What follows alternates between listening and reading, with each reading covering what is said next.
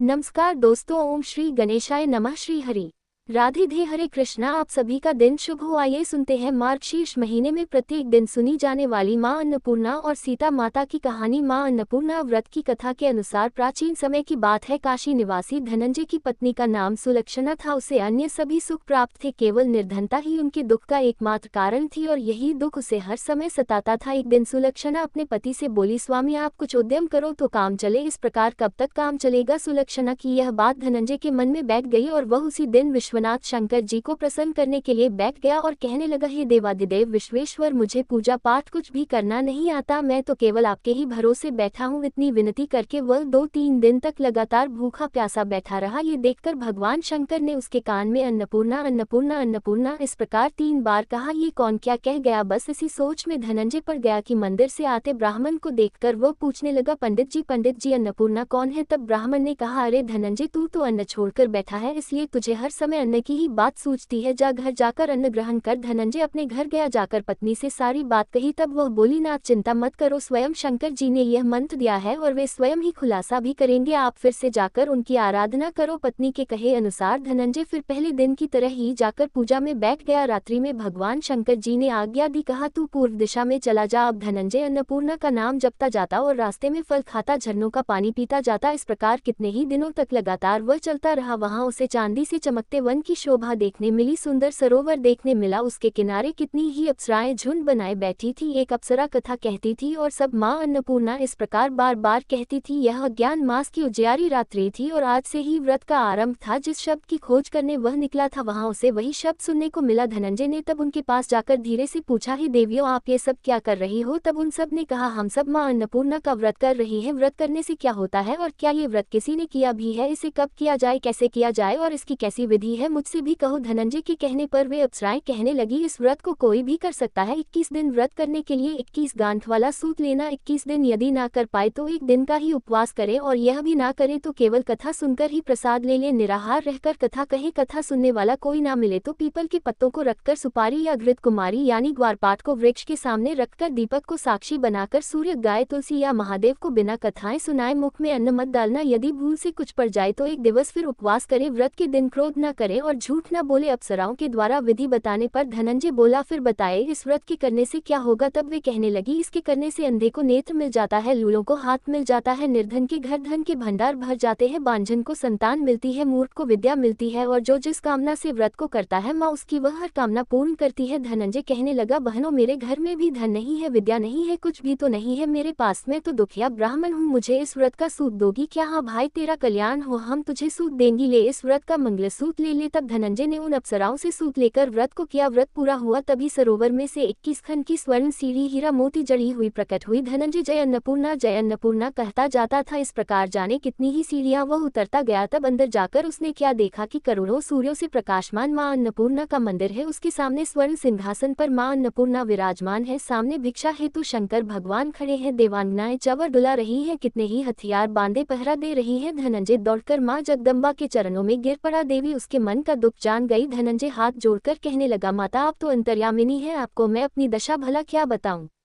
आप तो सब कुछ जानती हैं। तब माता बोली, तुमने मेरा व्रत किया है, जा संसार तुम्हारा सत्कार करेगा। माता ने धनंजय की जिह्वा पर बीज मंत्र लिख दिया। अब तो उसके रोम रोम में विद्या प्रकट हो गई। इतने में क्या देखता है कि वह काशी विश्वनाथ के मंदिर में खड़ा है। माँ का वरदान लेकर धनंजय घर आया, अपनी पत्नी सुलक्षणा से सारी बात कही। माता जी की कृपा से उसके घर में धन संपत्ति उमड़ने लगी। छोटा सा घर बहुत बड़ा गिना जाने लगा, जैसे शहद के छत्ते में मक्खियां जमा हो जाती है उसी प्रकार अनेक सगे संबंधी आकर उसकी पढ़ाई करने लगे। कहने लगे, इतना धन और इतना बड़ा घर, सुंदर संतान नहीं है तो फिर इस कमाई को कौन भोगेगा। सुलक्षणा से तो कोई संतान हुई नहीं, इसलिए तुम दूसरा विवाह कर लो। अनिच्छा होते हुए भी धनंजय को दूसरा विवाह करना पड़ा और सती सुलक्षणा को सौतन का दुख झेलना पड़ा। इस प्रकार धीरे धीरे दिन बीतते गए। फिर अगेन मास आया। नए बंधन से बंधे पति से सुदक्षणा ने कहलवाया कि इस व्रत के प्रभाव से ही हम सुखी हुए हैं, इस कारण यह व्रत छोड़ना नहीं चाहिए। यह माता जी का प्रताप है जो हम इतने संपन्न और सुखी हुए हैं। सुलक्षणा की बात सुनकर धनंजय उसके यहाँ आया और व्रत में बैठ बैठ गया। नई बहू को इस व्रत के बारे में कुछ भी पता नहीं थी, वह तो धनंजय के वापस घर लौटने की राह देख रही थी। दिन बीतते गए और व्रत पूर्ण होने में केवल 3 दिन बाकी थे कि तभी नई बहू को खबर मिल गई। उसके मन में ईर्ष्या की ज्वाला दहक रही थी। वह सुलक्षणा के घर आ धमकी और उसने वहां भगदड़ मचा दी और वह मारी क्रोध के धनंजय को अपने साथ लवा ले गई। नए घर में धनंजय को थोड़ी देर के लिए निद्रा न दबाया, वह गहरी नींद सो गया और ठीक उसी समय नई बहू ने उसका व्रत का सूत तोड़कर आग में फेंक दिया। अब तो माता जी का कोप जाग गया। इधर माता क्रोधित हुई और उधर उसके घर में अचानक आग लग गई। सब कुछ जलकर खाक हो गया। सुलक्षणा जान गई और पति को फिर अपने घर ले आए। नई बहू रूठ अपने पिता के घर जा बैठी। पति को परमेश्वर मानने वाली सुलक्षणा बोली, नाथ घबराना नहीं, माता जी की कृपा अलौकिक है। पुत्र को पुत्र हो जाता है पर माता कभी कुमाता नहीं होती, इसलिए आप श्रद्धा और भक्ति से आराधना शुरू करो, वे हमारा कल्याण जरूर करेगी। धनंजय फिर माता के पीछे पड़ गया। फिर वही सरोवर सीढ़ी प्रकट हुई और उसमें वह मां अन्नपूर्णा कहकर उतर गया। वहां जाकर माता के चरणों में करुण क्रंदन करने लगा, विलाप करने लगा। माता प्रसन्न होकर बोली, यह मेरी स्वर्ण की मूर्ति ले, उसकी पूजा करना, तू फिर सुखी हो जाएगा। जा, तुझे मेरा आशीर्वाद है। तेरी पत्नी सुलक्षणा ने श्रद्धा से मेरा व्रत किया है, उसे मैंने पुत्र का वरदान दिया है। धनंजय ने आंखें खोली तो खुद को काशी विश्वनाथ के मंदिर में खड़ा पाया। वहां से फिर उसी प्रकार वह घर को आया। इधर सुलक्षणा गर्भवती हुई और 9 महीने पूरे होते ही उसके यहाँ पुत्र का जन्म हुआ। गांव में आश्चर्य की लहर दौड़ पड़ी। अब तो गांव में जिसकी कोई भी कामना होती वही मनौती मांगने लगता और इस तरह सभी लोगों की मनोकामनाएं पूर्ण होने लगी। इस तरह उसी गांव के निसंतान सेठ के पुत्र होने पर उसने माता अन्नपूर्णा का मंदिर बनवा दिया। उसमें माताजी धूमधाम से पधारी, यज्ञ हुआ और धनंजय को मंदिर के आचार्य का पद दे दिया गया। जीविका के लिए मंदिर की दक्षिणा और रहने के लिए बड़ा सुंदर सा भवन भी दिया गया। धनंजय पत्नी और पुत्र सहित वहां सुख से रहने लगा। माताजी के चढ़ावे में भरपूर आमदनी होने लगी। उधर नई बहू के पिता के घर डाका पड़ गया, सब कुछ लुट गया और वे भीख मांगकर अपना पेट भरने लगे। सुलक्षणा ने जब ये सुना तो उन्हें बुलावा भेजा और उनके आने पर उन्हें अलग घर में रख लिया और उनके अन्न वस्त्र का प्रबंध भी कर दिया। धनंजय, सुलक्षणा और उसका पुत्र माता जी की कृपा से आनंद से रहने लगे। माता जी ने जैसे उनके भंडार भरे वैसे सबके भंडार भरे। सभी प्रेम से बोलिए, अन्नपूर्णा माता की जय। अब सुनिए सीता नित्यनेम की कहानी। इस कहानी को सीता माता कहती थी और प्रभु श्री राम सुना करते थे। एक दिन श्री राम भगवान को किसी काम के लिए बाहर जाना पड़ा तो सीता माता कहने लगी कि भगवान, मेरा तो 12 वर्ष का नित्यनेम है, अब आप बाहर जाएंगे तो मैं अपनी कहानी किसे सुनाऊंगी। तब श्री राम ने कहा कि सीते, आप कुएं की पाल पर जाकर बैठ जाना और वहां पर जो भी औरतें पानी भरने आएंगी उन्हें अपनी कहानी सुना दिया करना। सीता माता कुएं की पाल पर जाकर बैठ गई। तभी एक स्त्री आई, उसने रेशम की जरी की साड़ी पहन रखी थी और सोने का घड़ा ले रखा था। सीता माता उसे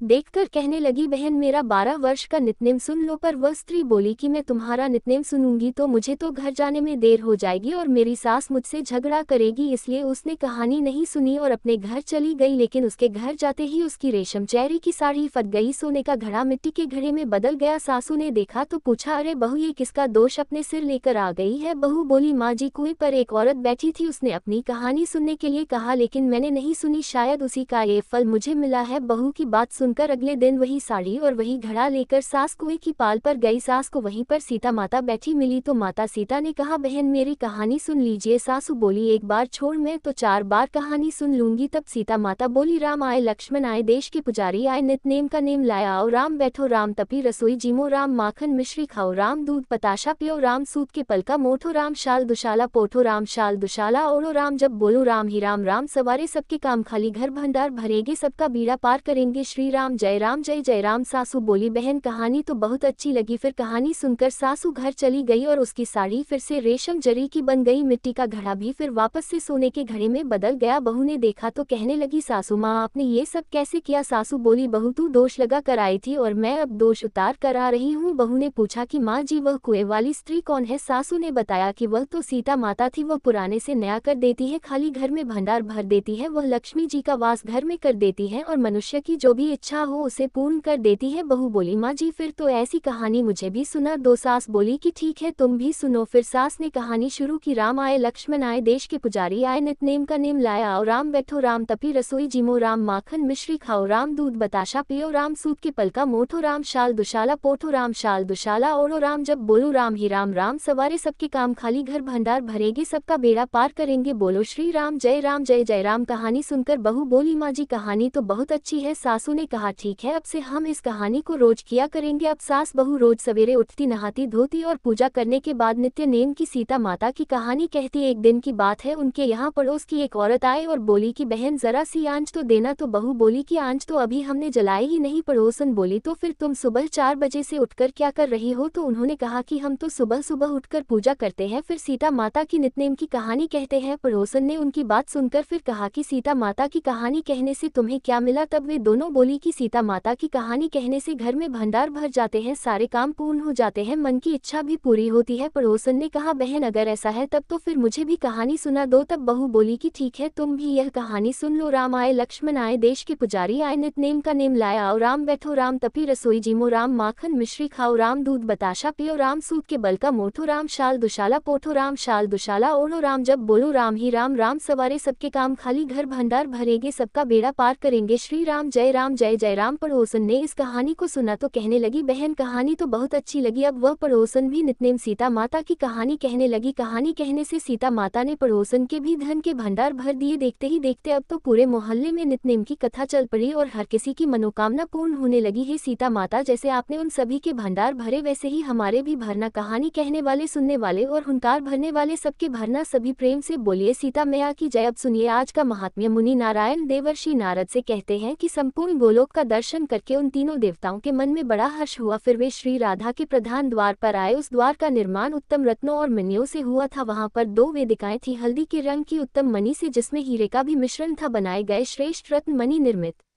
किवाड़ उस द्वार की शोभा बढ़ाते थे। देवताओं ने देखा कि उस द्वार पर रक्षा के लिए परम उत्तम वीर भानु की नियुक्ति हुई है। वे रत्नों के बने हुए सिंहासन पर बैठे हुए हैं, पीताम्बर पहने हुए हैं और रत्नमय आभूषणों से विभूषित हैं। तरह तरह के चित्रों से सजा हुआ उस अद्भुत और विचित्र द्वार की रक्षा करते हुए द्वारपाल वीर भानु के पास जाकर देवताओं ने प्रसन्नता पूर्वक अपना सारा अभिप्राय निवेदन किया। तब द्वारपाल ने निशंक होकर उन देवेश्वरों से कहा, हे देवगो, मैं इस समय आज्ञा लिए बिना आप लोगों को भीतर नहीं जाने दूंगा। मुनि ऐसा कहकर द्वारपाल ने श्री कृष्ण के स्थान पर सेवकों को भेजा और फिर उनकी आज्ञा पाकर देवताओं को अंदर जाने की अनुमति दी। उससे पूछकर वे तीनों देवता दूसरे उत्तम द्वार पर गए जो पहले से अधिक विचित्र, सुंदर और मनोहर था। नारद उस द्वार पर नियुक्त वे चंद्रभानु नामक द्वारपाल दिखाई दिए, जिनकी अवस्था किशोर थी, शरीर की कांत सुंदर और श्यामल थी। वे सोने का बेत हाथ में लेकर रत्नमय आभूषणों से विभूषित होकर रत्नमय सिंहासन पर ही विराजमान थे। 5 लाख गोपों का समूह उनकी शोभा बढ़ा रहा था। उनसे पूछकर देवता लोग तीसरे उत्तम द्वार पर गए जो दूसरे से भी अधिक सुंदर, विचित्र और मणियों के तेज से प्रकाशित था। हे नारद, वहां द्वार की रक्षा में नियुक्त सूर्यभानु नामक द्वारपाल दिखाई दिए जो 2 भुजाओं से युक्त मुरलीधारी, किशोर, श्याम और सुंदर थे। फिर उनसे पूछकर देवता लोग चौथे द्वार पर गए जो उन सभी द्वारों से विलक्षण, रमणीय और मणियों की दिव्य दीप्ति से बड़ा सुसज्जित दिखाई दे रहा था। अद्भुत और विचित्र रत्न समूह से जटित होने के कारण उस द्वार की सुंदरता और भी अधिक बढ़ गई थी और उस द्वार की रक्षा करने के लिए बृजराज वसुभानु नियुक्त थे। देवता लोग उनसे मिले, वे भी किशोर अवस्था के सुंदर और श्रेष्ठ पुरुष थे। हाथ में मणि में दंड लिए हुए थे, रमणीय आभूषणों से विभूषित होकर रत्न सिंहासन पर बैठे हुए थे। पके हुए बिम्फल के समान लाल होठ और मंद मंद मुस्कान से वह अत्यंत मनोहर दिखाई देते थे। देवता लोग उनसे पूछकर फिर 5वें द्वार पर गए। वह हीरे की दीवारों पर अंकित विचित्र चित्रों से अत्यंत प्रकाशमान दिखाई देता था। वहां देवभानु नामक द्वारपाल मिले जो कि रत्नमय आभूषण धारण करके ही मनोहर सिंहासन पर आसीन थे। इस प्रकार एक एक करके 10 द्वार तक वे सभी देवतागण गए। फिर 11वें द्वार पर जब वे गए तो वह द्वार अत्यंत विचित्र और अद्भुत था। वहां सुंदर चित्र अंकित थे और उस द्वार के द्वारपाल थे बृजराज श्रीदामा, जिन्हें राधिका जी अपने पुत्र के समान ही मानती थी। वे पीताम्बर से विभूषित थे, बहुमूल्य रत्नों द्वारा रचित रम्य सिंहासन पर आसीन थे। उनका रूप बड़ा ही मनोहर था। वे अपने कपलों के योग्य कानों में उत्तम रत्नमय कुंडल धारण करके प्रकाशित हो रहे थे। करोड़ों गोपों से घिरे होने के कारण राजाधिराज से भी अधिक उनकी शोभा होती थी। फिर उनकी अनुमति लेकर देवता लोग प्रसन्नता पूर्वक 12वें द्वार पर गए जहाँ की बहुमूल्य रत्नों की बनी हुई बहुत सी वेदिकाएं प्रकाशित हो रही थी। वह विचित्र द्वार सबके लिए दुर्लभ, अदृश्य और अशुद्ध था। उन्होंने कभी उस द्वार के बारे में सुना तक नहीं था। देवताओं ने देखा कि 12वें द्वार की रक्षा में सुंदरी गोपांगनाएं नियुक्त हुई हैं और वे सब की सब रूप यवन से संपन्न, रत्न आभूषणों से विभूषित, पीताम्बर धारणी और बंधे हुए केशकलाप के भार से सुशोभित थी। वे चंदन, अगूर, कस्तूरी और कुमकुम के द्रव्य से अपना श्रृंगार किए हुए थी। वहां 100 कोटि गोपियों में एक श्रेष्ठ गोपी थी जो कि श्री हरि को भी परम प्रिय थी। उन करोड़ों गोपिकाओं को देखकर देवताओं को बड़ा विस्मय हुआ। मुनि उन सब गोपियों से अनुमति लेकर फिर वे देवता देवता प्रसन्नता पूर्वक दूसरे द्वार पर गए। इस तरह क्रमशः 3 द्वारों पर उन्होंने देखा श्रेष्ठ और अत्यंत मनोहर गोपांगनाएं उसकी रक्षा कर रही थी। वे सुंदरियों में भी सुंदरी, रमणीय, मान्या और शोभाशालिनी है, सबकी सब सौभाग्य में बढ़ चढ़ी और श्री राधिका जी की प्रिया है। इस प्रकार वे तीनों द्वार स्वप्नकालिक अनुभव के समान अद्भुत और अवर्णनीय थे। उन सबको देखकर और उन गोपांगनाओं से बात करके आश्चर्यचकित हुए वे तीनों देवेश्वर फिर 16वें मनोहर द्वार पर गए, जो कि श्री राधिका जी के अंतःपुर का द्वार था। वे सब द्वारों में प्रधान और केवल गोपांगनाओं द्वारा ही रक्षा के योग्य था। उस द्वार पर केवल गोपांगनाओं की ही नियुक्ति थी। श्री राधा जी की जो 33 समवयस्का सखियां थी, वे ही इस द्वार का संरक्षण करती थी, अर्थात रक्षा किया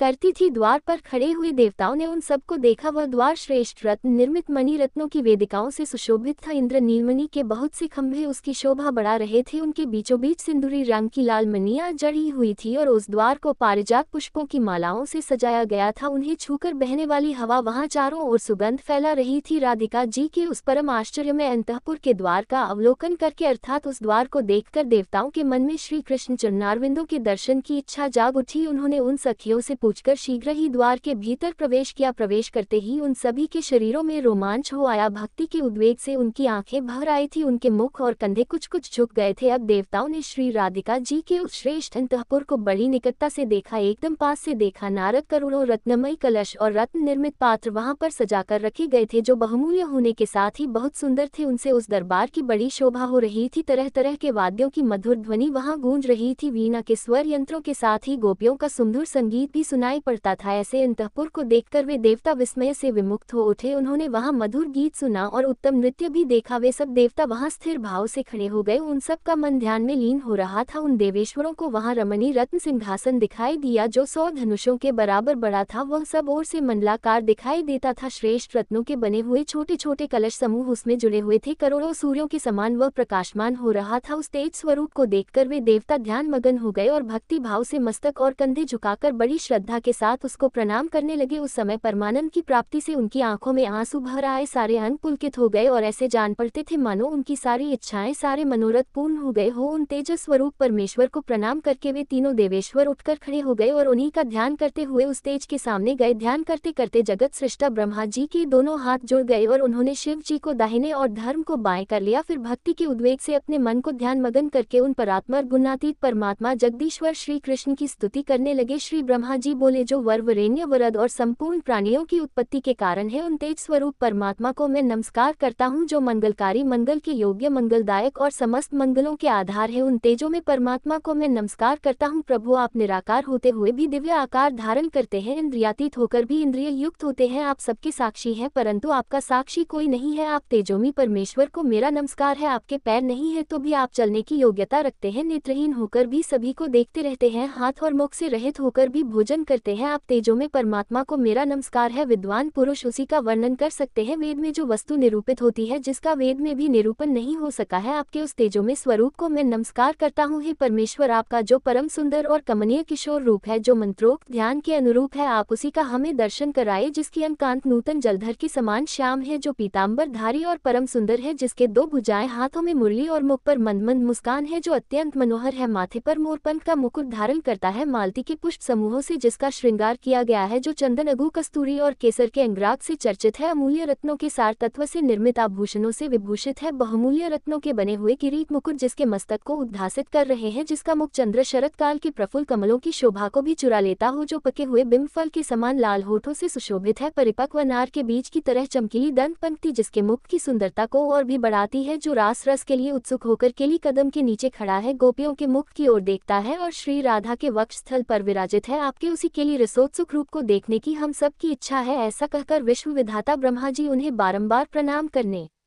लगे। धर्म और शंकर जी ने भी इसी स्तोत्र से उनकी स्तुति की। हे मुने, उन देवों ने खड़े खड़े पुनः उनकी स्तुति की। फिर वे सब के सब वहां भगवान श्री कृष्ण के तेज से व्याप्त होने लगे। धर्म, शिव जी और ब्रह्मा जी के द्वारा किए गए इस स्तवन को जो प्रतिदिन श्री हरि की पूजा काल में भक्ति पूर्वक पढ़ता है या सुनता है, वह उनकी अत्यंत दुर्लभ और दृढ़ भक्ति प्राप्त कर लेता है। देवता, असुर और मुनिंद्र को श्री हरि का दास दुर्लभ है, परंतु इस स्तोत्र का पाठ या श्रवण करने वाला उसे बड़ी आसानी से पा लेता है। वह संपूर्ण सौभाग्य और आरोग्य लाभ करता है। उसके के यश से सारा जगत पूर्ण हो जाता है, वह इस लोक में पुत्र विद्या स्थिर लक्ष्मी साध्वी सुशीला पतिव्रता पत्नी स्वस्थिर संतान और चिरकाल स्थायिनी कीर्ति प्राप्त कर लेता है और अंत में उसे श्री कृष्ण के निकट स्थान प्राप्त हो जाता है। श्री नारायण कहते हैं, हे मुनि, उस तेजपुंज के सामने ध्यान और स्तुति करके खड़े हुए उन देवताओं ने उस तेजो राशि के मध्य भाग में एक कमनीय शरीर को देखा जो सजल जलधर के समान श्याम कांत से युक्त और परम मनोहर था। उसके मुख पर मंद मंद मुस्कान छा रही थी, उसका रूप परमानंद जनक और त्रिलोकी के मन को भी मोह लेने वाला था। उसके दोनों गालों पर मकराकार कुंडल जगमगा रहे थे, उत्तम रत्नों के बने हुए नपुरों से उनके चरणों की बड़ी शोभा हो रही थी। उसी तेजपुंज में देवताओं ने मनोहर अंग वाली श्री राधा को भी देखा, वे मंद मंद मुस्कान के साथ अपनी ओर देखते हुए प्रियतम को तिरछी चितवन से देख रही थी। उन श्रेष्ठ परमेश्वर और सुंदरी परमेश्वरी का दर्शन करके सभी देवताओं को बड़ा आश्चर्य हुआ, उनके तो संपूर्ण मनोरथ पूर्ण हो गए थे। इसलिए अब उन सभी देवताओं ने फिर से भगवान की स्तुति आरंभ कर दी। ब्रह्मा जी बोले, हे परमेश्वर, मेरा मन रूपी ब्रह्मा आपके चरणों में लगातार प्रेम भक्ति पूर्वक भ्रमण करता रहे, शांति रूपी औषधि देकर मेरे जन्म मरण के रोग से आप मेरी रक्षा कीजिए और मुझे सुदृढ़ और अत्यंत परिपक्व भक्ति और दास्य भाव दीजिए। भगवान शंकर कहने लगे, हे प्रभु, भवसागर में डूबा हुआ मेरा मन रूपी मत्स्य सदा ही इस घोर संसार रूपी कुएं में चक्कर लगाता रहता है। सृष्टि और संहार यही इसका अत्यंत निंदनीय विषय है, आप इस विषय को दूर कर दीजिए और अपने चरणों की भक्ति मुझे दे दीजिए। धर्म बोले, हे मेरे ईश्वर, आपके आत्मीय जनों के साथ साथ मेरा सदा समागम होता रहे, जो विषय रूपी बंधन को काटने के लिए तीखी तलवार का काम करता है और आपके चरणों में स्थान दिलाने का एकमात्र कारण है। प्रभु, आप जन्मजन्म में मुझे अपने चरणों की भक्ति प्रदान कीजिए। भगवान नारायण कहते हैं, हे देवर्षि, इस प्रकार स्तुति करके मनोरथ पूर्ण हुए वे तीनों देवता कामनाओं की पूर्ति करने वाले श्री राधा वल्लभ के सामने खड़े हो गए। देवताओं की यह स्तुति सुनकर कृपानिधान श्री कृष्ण के मुखारविंद पर मंद मंद मुस्कान खिल उठी, वे उनसे हितकर और सत्य वचन में बोले। भगवान श्री कृष्ण ने कहा, तुम सब लोग इसी समय मेरे धाम में पधारे हो और यहाँ तुम्हारा स्वागत है। शिव जी के आश्रय में रहने वाले लोगों का तो कुशल पूछना उचित ही नहीं है, यहाँ आकर आप सभी निश्चिंत हो जाए, मेरे रहते भला आपको क्या चिंता है। मैं समस्त जीवों के भीतर विराजमान हूँ, लेकिन स्तुति से ही प्रत्यक्ष होता हूँ। आपका जो अभिप्राय है वह सब मैं निश्चित रूप से जानता हूँ। हे देवताओं, शुभ और अशुभ जो भी कर्म है वह सब समय पर ही होगा, बड़ा और छोटा सब कार्यकाल से ही संपन्न होता है। वृक्ष अपने अपने समय पर ही सदा फूलते और फलते हैं, समय पर ही उनके फल पकते हैं और समय पर ही वे कच्चे फलों से लग जाते हैं। सुख दुख संपत्ति विपत्ति शोक चिंता तथा शुभ और अशुभ सब अपने अपने कर्मों के फल हैं और सभी समय पर ही उपस्थित होते हैं। तीनों लोकों में न तो कोई किसी का प्रिय है और न ही अप्रिय। हे देवताओं, आप लोगों का यहाँ गोलोक में जो एक क्षण बीता है उतने में ही पृथ्वी पर 7 मनवंतर बीत चुके हैं, 7 इंद्र समाप्त हो गए हैं और इस समय 8वें इंद्र चल रहे हैं। इस प्रकार मेरा कालचक्र दिन रात भ्रमण करता रहता है। इंद्र, मनु और राजा सभी लोग काल के वशीभूत हो गए, उनकी कीर्ति पृथ्वी पुण्य और पाप की कथा मात्र शेष रह गई है। इस समय भी भूमि पर बहुत से राजा दुष्ट और भगवान निंदक है, उनके बल और पराक्रम महान है, परंतु समयों अनुसार वे सब के सब कालांतक यम के ग्रास हो जाएंगे। ये काल इस समय भी मेरी आज्ञा से ही उपस्थित है, वायु मेरी आज्ञा मानकर ही निरंतर बहती रहती है, मेरी आज्ञा से ही अग्नि जलती है और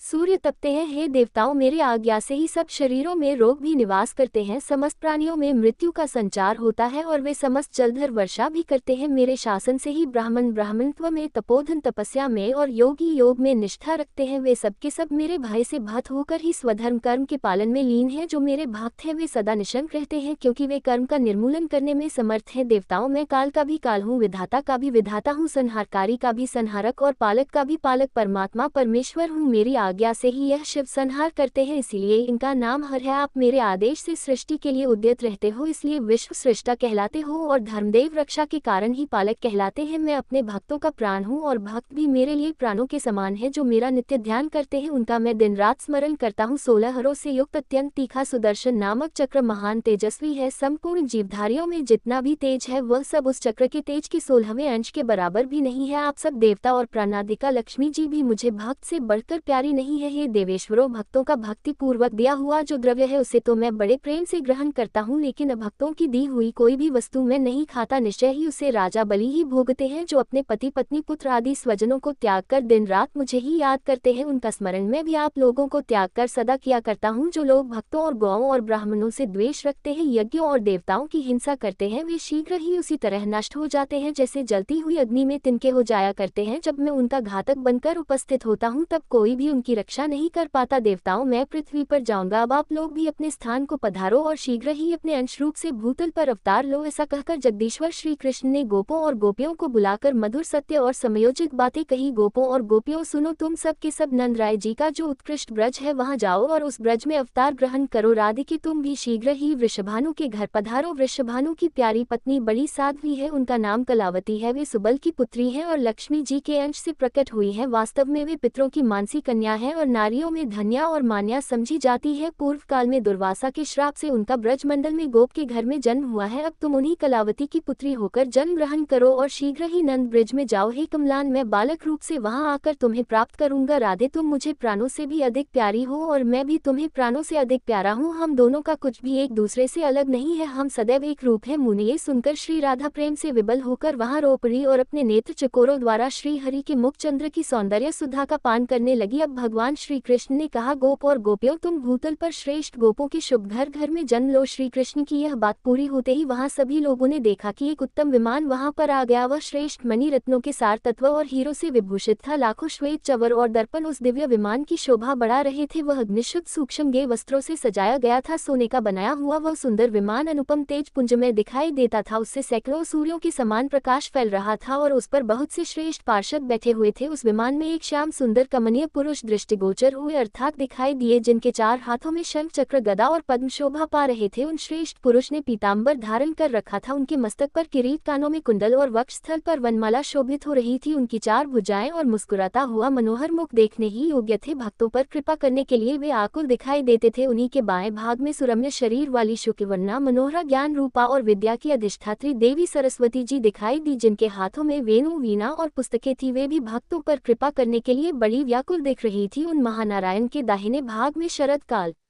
के चंद्रमा की सी प्रभा और तपाए हुए सोने की तरह कांत से प्रकाशमान परम मनोहरा और रमणी देवी लक्ष्मी जी दिखाई दी, जिनके मुख पर मुस्कान खेल रही थी। वे भी दिव्य और अनुपम सौंदर्य से प्रकाशित हो रही थी। अपनी ओर देखने वाले नारायण देव को वह तिरछी चितवन से निहार रही थी। पत्नियों और पार्षदों के साथ शीघ्र ही विमान से उतरकर वे नारायण देव गोप गोपियों से भरी हुई उस रमणी सभा में जा पहुंचे। उन्हें देखते ही ब्रह्मादि देवता, गोप और गोपी सब के सब बड़ी प्रसन्नता से उठकर उनके सम्मान में खड़े हो गए। सबके हाथ जुड़े हुए थे। देवर्षि गण सामवेदोक्त स्तोत्र द्वारा उनकी स्तुति करने लगे। उनकी स्तुति समाप्त होने पर नारायण देव आगे जाकर श्री कृष्ण विग्रह में विलीन हो गए। ये परम आश्चर्य की बात देखकर सबको बड़ा विस्मय हुआ। उसी समय वहां एक दूसरा स्वर्ण में रथ आ पहुंचा। उससे जगत का पालन करने वाले त्रिलोकीनाथ श्री विष्णु स्वयं उतर कर उस सभा में आए। उनकी 4 भुजाएं थी। वनमाला से विभूषित पीताम्बर धारी, संपूर्ण अलंकारों की शोभा से संपन्न और करोड़ों सूर्यों के समान प्रकाशमान श्री विष्णु जी बड़े मनोहर दिखाई देते थे। वे मंद मंद मुस्कुरा रहे थे। मुने उन्हें देखते ही सभी लोग उठकर खड़े हो गए। सब ने प्रणाम करके उनकी स्तुति की। इसके बाद वे भी वहीं पर श्री राधिका वल्लभ श्री कृष्ण के शरीर में लीन हो गए। श्वेत द्वीप निवासी श्री विष्णु के श्री कृष्ण विग्रह में विलीन हो जाने के बाद वहां तुरंत ही शुद्ध स्फटिक मणि के समान गौरवर्ण वाले संकर्षण नामक पुरुष पधारे। वे बड़ी जल्दी में थे। उनके सहस्त्र मस्तक थे और वे 100 सूर्यों के समान प्रकाशित हो रहे थे। उन्हें आया देखकर सबने उन विष्णु स्वरूप संकर्षण जी का स्तवन किया। नारद जी, उन्होंने भी वहां आकर मस्तक झुकाकर राधिकेश्वर की स्तुति की। सहस्त्रों मस्तकों द्वारा भक्ति भाव से उनको प्रणाम किया और फिर इसके बाद धर्म के पुत्र स्वरूप हम दोनों भाई नर और नारायण वहां गए। मैं तो श्री कृष्ण के चरणों में ही लीन हो गया, किंतु नर अर्जुन के रूप में दृष्टिगोचर हुआ। फिर ब्रह्मा जी, शिव जी, शेष और धर्म, ये चारों वहां एक स्थान पर खड़े हो गए। इसी बीच में देवताओं ने वहां दूसरा उत्तम रथ देखा, जो कि स्वर्ण के सार तत्व का बना हुआ था, तरह तरह के रत्नों से अलंकृत था। अब ग्रीष्म ऋतु के मध्यकालीन मार्तंड की प्रभा को तिरस्कृत करने वाला वह श्रेष्ठ विमान मोती, मणि और हीरे के समूह से जाज्वल्यमान प्रतीत हो रहा था। उस विमान में बैठी हुई मूल प्रकृति ईश्वरी देवी दुर्गा को भी देवताओं ने देखा, जो रत्नमय अलंकारों से विभूषित थी और उन अनुपम तेज स्वरूपा देवी की सहस्त्र भुजाएं थी, जिनमें तरह तरह के आयुध शोभा पा रहे थे। उनके प्रसन्न मुख पर मनमंद मुस्कान की छटा छा रही थी। वे भक्तों पर कृपा करने के लिए व्याकुल दिखाई देती थी। वे अपने दोनों पुत्रों के साथ सिंह की पीठ पर बैठी हुई थी। उस रथ से उतरकर पुत्रों सहित देवी ने शीघ्रता पूर्वक श्री कृष्ण को प्रणाम किया। फिर वे एक श्रेष्ठ आसन पर बैठ गई। इसके बाद गणेश जी और कार्तिकेय जी ने पराग पर श्री कृष्ण, शंकर जी, धर्म संकर्षण और ब्रह्मा जी को नमस्कार किया। उन दोनों देवेश्वरों को निकट आया देखकर वे सब देवता उठकर खड़े हो गए। उन्होंने आशीर्वाद दिया और दोनों को अपने पास बिठा लिया। देवतागण बड़ी प्रसन्नता के साथ गणेश जी और कार्तिकेय जी के साथ उत्तम वार्तालाप करने लगे। उस समय देवता और देवी उस सभा में श्रीहरि के सामने बैठ गए। उन्हें देखकर बहुसंख्यक गोप और गोपियां आश्चर्य से हैरान हो रही थी। फिर श्री कृष्ण के मुखारविंद पर मुस्कुराहट खिलने लगी। वे लक्ष्मी जी से बोले, हे सनातनी देवी, आप नाना रत्नों से संपन्न भीष्मक के राजभवन में जाओ और वहां विदर्भ देश की महारानी के उदर से जन्म धारण करो। हे साध्वी, मैं स्वयं कुंदनपुर में जाकर तुम्हारा पानी ग्रहण करूंगा। फिर वे रमा आदि देवियां पार्वती जी को देखकर शीघ्र ही उठकर खड़ी हो गई। उन्होंने ईश्वरी को रमणी रत्न सिंहासन पर बिठाया। हे विप्रवर, नारद, पार्वती जी, लक्ष्मी जी और सरस्वती जी, ये तीनों देवियां परस्पर यथोचित कुशल प्रश्न करके वहां एक आसन पर बैठ गई। वे प्रेम पूर्वक गोप कन्याओं से वार्तालाप करने लगी। कुछ गोपियां बड़ी प्रसन्नता के साथ उनके निकट भी बैठ गई। इसी समय जगदीश्वर श्री कृष्ण ने वहां पार्वती जी से कहा, सृष्टि और संहार करने वाली ही कल्याणमयी महामाया स्वरूपिणी देवी, हे शुभ, आप अंश रूप से नंद जी के ब्रज में जाओ और वहां नंद के घर यशोदा जी के गर्भ में जन्म धारण करो। मैं भूतल पर गांव गांव में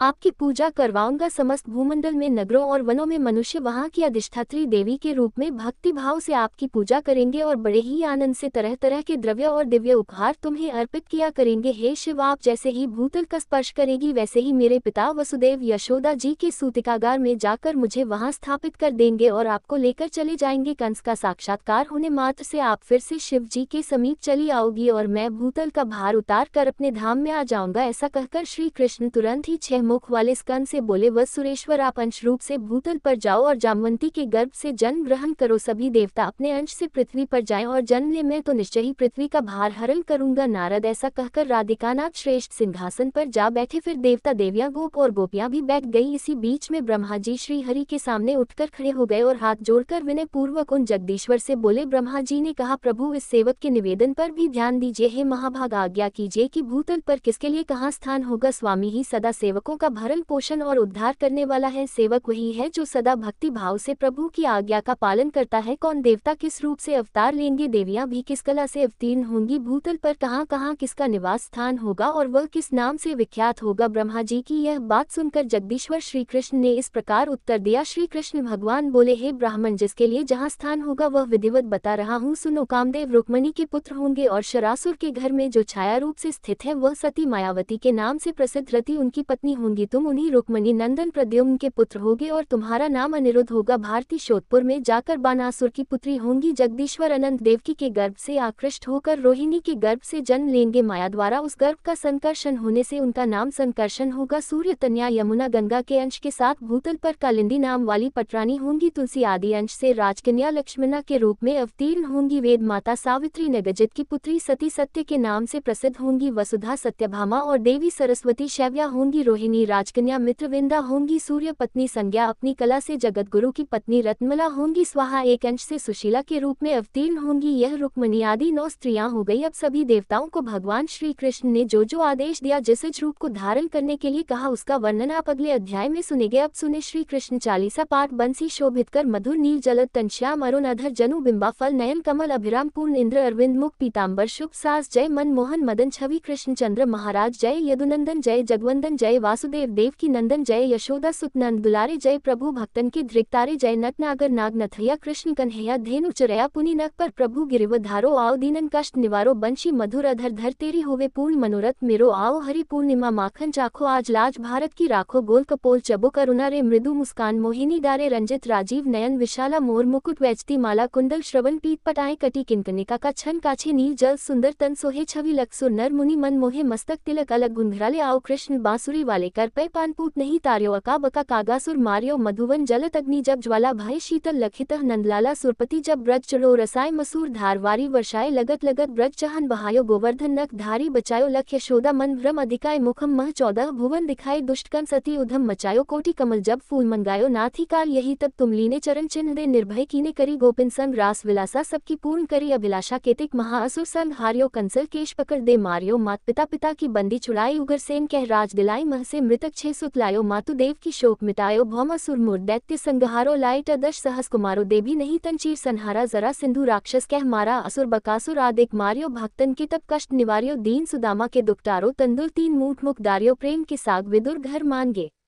दुर्योधन के मेवा त्यागे लग प्रेम की महिमा भारी, ऐसे श्याम दीन हितकारी भारत के पार्थ रथ रथा के लिए चक्र कर नहीं बुलता के निज गीता के ज्ञान सुनाए भक्तन हृदय सुधा वर्षाए मीरा थी ऐसी मतवाली विष पी गई बजाकर ताली राना भेजा सांप पिटारी शालिग्राम बने बनवारी निज माया तुम विधि दिखायो उते संशय सकल मिटायो तब शत निंदा कर तत्काला जीवन मुक्त भयो शिशुपाला जब ही द्रौपदी टेरा लगाई दीनानाथ लाजब जाई तुरंत ही वसन बने नंदलाला बड़े चीर भयरी मुँह काला अस्नाथ के नाथ कन्हैया डूबत भंवर बचावत नया सुंदर दासा सुधारी दया दृष्टि की जय बनवारी नाथ सकल मम कुमति निवारो क्षमहु बेगी अपराध हमारो खोलो पटक दर्शन दीजिए बोलो कृष्ण कन्हैया की जय बोलो कृष्ण कन्हैया की जय बोलो बोलो कृष्ण कन्हैया की जय। ये चालीसा कृष्ण का पाठ करे उधारी अष्ट सिद्धि नवनिधि फल लही पदार्थ चारी बोलो श्री कृष्ण भगवान की जय। धन्यवाद।